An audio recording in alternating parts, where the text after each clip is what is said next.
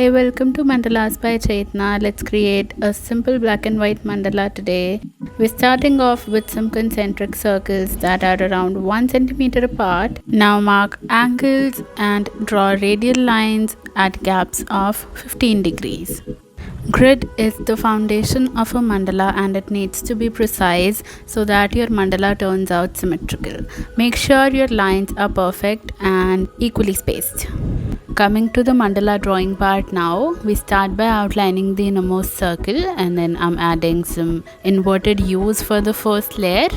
Next comes the leaf and semicircle in between the leaf to cover the gap.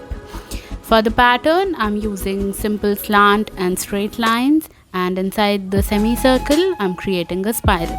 It's important to fill the tiny gap that appears.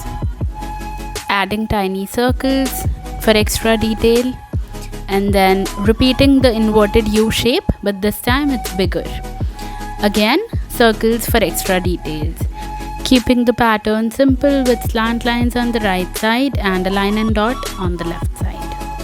Now this shape appears like a lotus to me. It's super simple. I'm just drawing two leaves crossing each other. For the pattern, it's just two drops with line and dot inside, and I'm filling up the gaps under the drops.